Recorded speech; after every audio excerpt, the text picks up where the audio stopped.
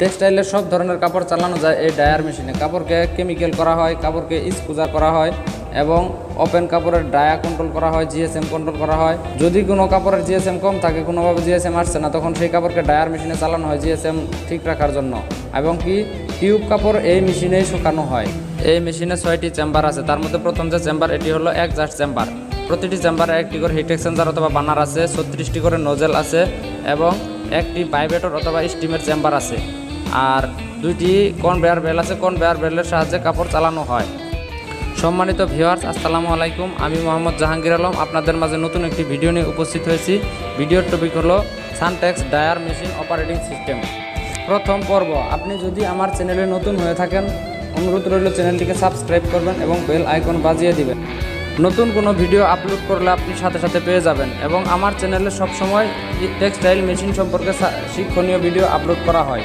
তাহলে আর দেরি না করে ভিডিওটি শুরু করি। প্রথমে আলোচনা করব মেশিন সম্পর্কে। মেশিনের নাম dryer machine, relax dryer machine. Brand Suntex, made in Switzerland. এটি হলো 6 চেম্বারের ড্রায়ার মেশিন। মেশিন সম্পর্কে বলতে গেলে মেশিন চালানোর জন্য কী কী দরকার সেটিও বলতে হবে। প্রথমে এই মেশিনটি চালাতে হলে 1 নম্বরে লাগবে বিদ্যুৎ, 2 নম্বরে লাগবে থার্মাল অয়েল টেম্পারেচার ওঠানোর জন্য, 3 নম্বরে লাগবে স্টিম। এগুলো মেশিনে থাকতে হবে, না থাকলে মেশিন রান করা সম্ভব না।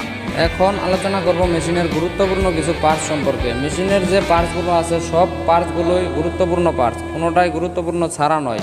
তবে বিশেষ কিছু পার্টস আছে, সেগুলো সম্পর্কে জানা থাকা একজন অপারেটরের অত্যন্ত জরুরি। এই পার্টসগুলো কী কাজ করে, কীভাবে কাজ করাতে হয়, সেগুলো জানা থাকতেই হবে যদি মেশিন চালাতে চায় কোনো অপারেটর। এখন যে পার্টসটি দেখতে পাচ্ছেন, এটির নাম হলো হিট এক্সচেঞ্জার। এটি দিয়ে টেম্পারেচার তৈরি করা হয়। এটি হলো অয়েল বার্নার মেশিন। বার্নার সাধারণত 2 ধরনের হয়, গ্যাস বার্নার এবং অয়েল বার্নার। এটি হলো অয়েল বার্নার। হিট এক্সচেঞ্জারের মাধ্যমে টেম্পারেচার তৈরি করা হয়। আর এখন যে দেখতে পাচ্ছেন, এটি হলো মেশিনের ভেতরের অংশ। এখানে নোজেল, কনভেয়ার বেল্ট এবং নোজেলের সেটিং হলো 3 ইঞ্চি থেকে 9 ইঞ্চি পর্যন্ত। এখানে গ্যাপ ছোট এবং বড় করা যায়। আর এই একটি চেম্বারে নোজেল থাকে 36টি আর কনভেয়ার বেল্ট থাকে 2টি, উপরে একটি নিচে একটি, 2 বেলের মাঝখানে কাপড় থাকে। আর এই কনভেয়ার বেল্টগুলো হলো হিট প্রুফ বেল্ট। এগুলোতে যদি আগুন না লাগে, কোনো মেশিনের যত টেম্পারেচারই থাকুক না কেন, এটি গলবে না এবং ছিঁড়বেও না। এখন যে দেখতে পাচ্ছেন, এটি হলো ব্লোয়ার মোটর। একটি চেম্বারে একটি ব্লোয়ারই থাকে। ব্লোয়ারের এখানে 6 চেম্বারের মেশিন। একটি হলো একজাস্ট চেম্বার, আর আছে 5টি ব্লোয়ার। 5 চেম্বারে 5টি ব্লোয়ার আছে। ব্লোয়ারের কাজ হলো হিট এক্সচেঞ্জার থেকে টেম্পারেচার হওয়ার পর সেই টেম্পারেচারটাই নজলে পৌঁছে দেওয়া বাতাসের মাধ্যমে। ব্লোয়ারের সেটিং হলো 20 থেকে 100 পর্যন্ত। আর এই মেশিনে টেম্পারেচার দেওয়া যায় 20 থেকে 180 ডিগ্রি সেলসিয়াস পর্যন্ত টেম্পারেচার দেওয়া যায়। একটি কাপড়ে কত ডিগ্রি সেলসিয়াস দিতে হবে টেম্পারেচার, এটি নির্ভর করে কাপড়ের সুতা এবং কাপড়ের কালার এর উপর। কোন কাপড়ে কত ডিগ্রি সেলসিয়াস টেম্পারেচার দিতে হবে, এটি একজন অপারেটরের অবশ্যই জানা থাকতে হবে। এটি এই ছোট্ট ভিডিওতে আমি বিস্তারিত আলোচনা করে শেষ করতে পারবো না। এখন আলোচনা করব একজাস্ট সম্পর্কে। 5টি চেম্বারে আছে একজাস্টের লাইন শুধু। আর এই চেম্বারে সম্পূর্ণ একজাস্ট থেকে কাজ করে। এটি 1 নাম্বার চেম্বার। এখান থেকে সবগুলো চেম্বার থেকে বাতাস আসে। আর এখানে 2টি মোটর আছে, 2টি মোটরের 2টি লাইন আপনারা দেখতে পাচ্ছেন। এই 2 মোটর দিয়ে বাতাস টেনে নিয়ে সোজা ডাক লাইনে, একটি ডাক লাইন, সেই ডাক লাইনে দিয়ে দেয়। আগে দেখতে পাচ্ছেন এটি নিচের অংশ, এটি হলো উপরের অংশ একজাস্টের কাজ হলো একটি ভেজা কাপড় শুকানোর পর যে ধোয়া হয়, সেই ধোয়াটা টেনে বাইরে বের করে দেওয়া। আর ড্রায়ার মেশিনে একজাস্টের আরেকটি কাজ আছে, অতিরিক্ত টেম্পারেচার থাকলে সেটি একজাস্টে টেনে বের করে দেয়। আর এটি হলো ভাইব্রেটর এবং স্টিম চেম্বার। যদি কাপড়ের জিএসএম কম থাকে, সেই ক্ষেত্রে ভাইব্রেশন চালু করে চালাতে হয় এবং স্টিম দিতে হয়। সেই সময় এই ভাইব্রেশন চালু করে দেওয়া হয়। এই ভাইব্রেশনের সাহায্যে কনভেয়ার বেল্ট ভাইব্রেশন করে, আর সেই সাথে কাপড় দিয়ে ভাইব্রেশন হয়, কাপড়ের জিএসএম বৃদ্ধি হয়। এই ভাইব্রেশন এবং স্টিম চেম্বারের অবস্থান হলো 3 নাম্বার চেম্বারের পরে। এই ভাইব্রেশনের সেটিং হলো 100 থেকে 1000 পর্যন্ত ভাইব্রেশন দেওয়া যায়। আর একটি কথা হলো কনভেয়ার বেল্ট থাকে দুইটি। দেখতে মনে হয় যেন এটি সুতার তৈরি, আসলে এটি সুতা দিয়ে তৈরি করা হয়েছে, কিন্তু এটি হিট প্রুফ সুতা। এটি হিটে কোনো ক্ষতি করবে না যদি আগুনে না পুড়ে যায়। আর এখানে দুইটি কনভেয়ার বেল্ট আছে, আর আছে একটি লিন্ট বেল্ট। লিন্ট বেল্ট যেটি, এটি হলো মেশিনের নিচে থাকে, আর কনভেয়ার বেল্ট উপরে থাকে যেটি দিয়ে কাপড় যায়। আর এই বেল্টগুলো যে মাঝামাঝি চলে তার জন্য কিছু গাইডারের দরকার আছে। এই সেন্সরটি হলো বেল্ট গাইডারের সেন্সর। এখান থেকে সেন্সরে দেখবে বেল্ট কী পজিশনে আছে, সেই পজিশন ঠিক করার জন্য আছে এই যে মোটর। এই মোটরের সাহায্যে বেল্টের পজিশন ঠিক করা হয়। এটি লিন্ট বেল্টও আছে এবং কি কনভেয়ার বেল্টও আছে।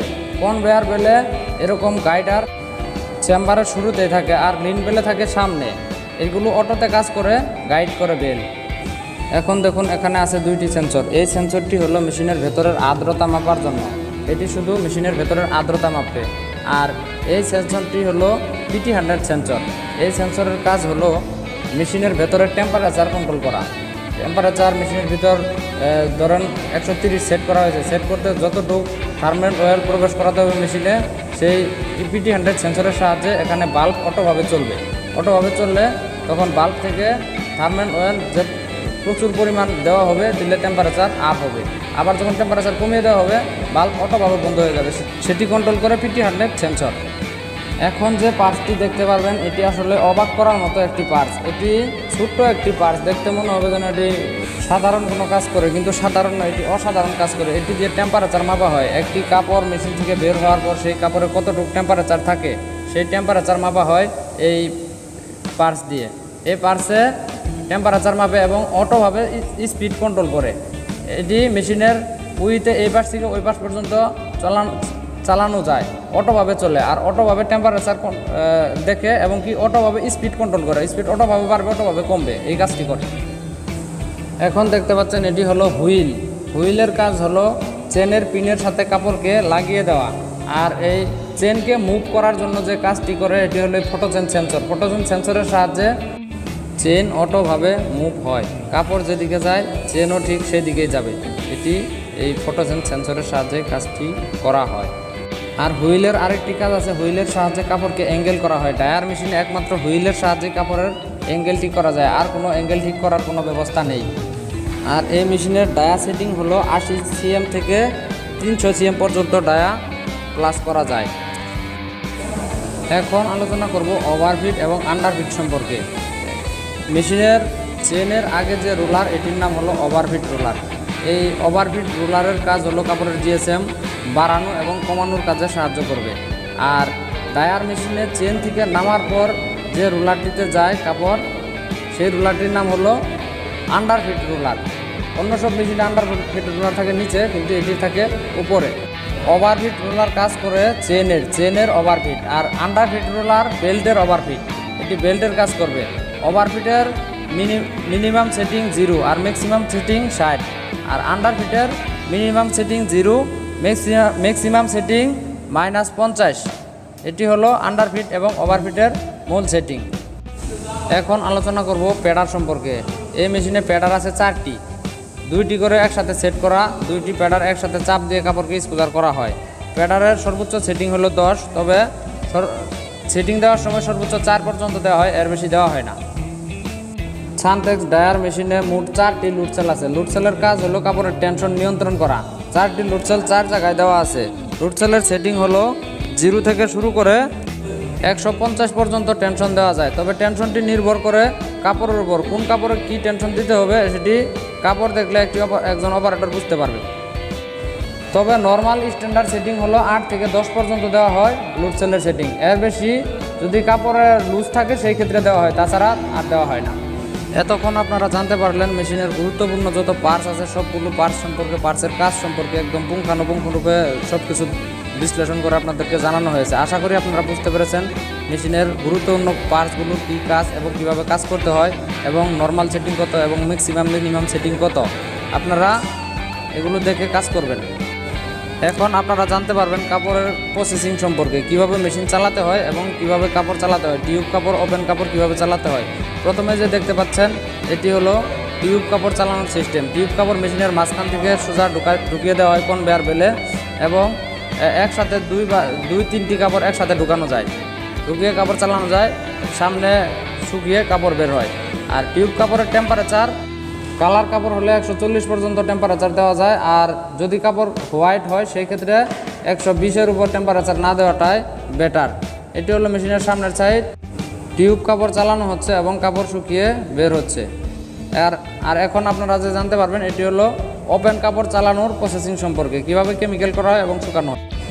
এটি হলো ওপেন কাপড় চালানোর সিস্টেম। প্রথমে হ্যান্ড টেনশনের উপর দিয়ে কাপড়টি যাচ্ছে, তারপর স্পিডিং রোলার পার হওয়ার পর যে রোলারটি দেখতে পাচ্ছেন এটি হলো সেন্টারিং রোলারের পরে কাপড়টি একটি লুট সেলে যাচ্ছে, লুট সেলের পর কাপড়টি আবার স্পিডিং রোলারের পার হয়ে কাপড়টি যাচ্ছে কেমিক্যালের ট্যাঙ্কিতে। এটি হলো প্রথম প্যাডার কেমিক্যাল ট্যাঙ্কিতে যাওয়ার পর বিশেষ করে ফার্স্ট প্যাডারে কাপড়কে পানি দিয়ে ওয়াশ করে দেওয়া হয়, শুধু কেমিক্যাল দেওয়া হয় না।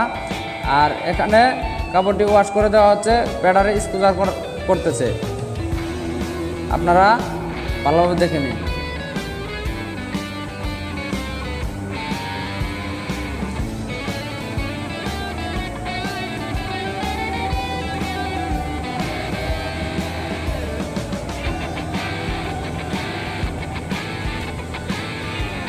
এখন এগুলো হলো প্যাডার কন্ট্রোলার বাটন। আর তারপর এখন যে দেখতে পারবেন এটি হলো সেকেন্ড প্যাডারে কেমিক্যাল ইউজ করা হয়। মাঝখানে একটি লুট সেল আছে, লুট সেল থাকার কারণে কাপড়ের টেনশন নিয়ন্ত্রণ করা হয়। এখানে কেমিক্যাল ইউজ করা হয়, কেমিক্যাল ইউজ করলে কাপড়টি সফট হয়। কাপড় সফট করার জন্য বিভিন্ন রকম কেমিক্যাল আছে, তবে এক এক কোম্পানিতে এক এক রকম কেমিক্যাল ইউজ করে। আমাদের এখানে ইউজ করা হয় ওয়েট চপ। কাপড়ের হ্যান্ডফিল ঠিক রেখে, কোয়ালিটি ঠিক রেখে কাপড়কে ড্রাই করা হয় এই ড্রায়ার মেশিনে। এরপর কাপড়টি চলে যায় অপারেটিং চেম্বারের নিচ দিয়ে সোজা হুইল থেকে কাপড়টি চেনে লাগিয়ে দেওয়া হয়। চেনে লাগানোর পর কাপড়টি চলে যায় কনভেয়ার বেল্টের মাধ্যমে কাপড়টি মেশিনের ভেতরে ঢুকে যায়। ভেতরে ঢোকার পর কী পার্টস আছে, পার্টসগুলো সম্পর্কে আপনারা দেখতে পেরেছেন এর আগে। মেশিনের ভেতরে কাপড়কে টেম্পারেচার খাওয়ানো হয়, কাপড়কে ভাইব্রেশন করা হয়, স্টিম দেওয়া হয়, কাপড়কে শুকানো হয়, শুকিয়ে কাপড়কে সামনে বের করা হয়। পরবর্তী পর্বের ভিডিওতে আপনারা পাবেন মেশিনের মনিটরের সকল ফাংশন এবং অপারেটিং সিস্টেম, যত বাটন আছে সবগুলো বাটনের কাজ সম্পর্কে এবং মেশিন চালানোর জন্য যতটুকু জানার দরকার মেশিনের মনিটরের ফাংশন সম্পূর্ণ কিছু জানানো হবে পরবর্তী ভিডিওতে। আজকের ভিডিও এই পর্যন্তই। যদি ভিডিওটি ভালো লাগে ভিডিওটিতে একটি লাইক দিবেন। আর যদি এই মেশিন সম্পর্কে আরও কিছু জানতে ইচ্ছে থাকে আপনার, অবশ্যই কমেন্টে জানাবেন। আর আমার চ্যানেলটিকে সাবস্ক্রাইব করবেন এবং আপনাদের বন্ধুদেরকে জানানোর জন্য ভিডিওটি শেয়ার করে দিবেন। ওকে, ধন্যবাদ, ভালো থাকবেন।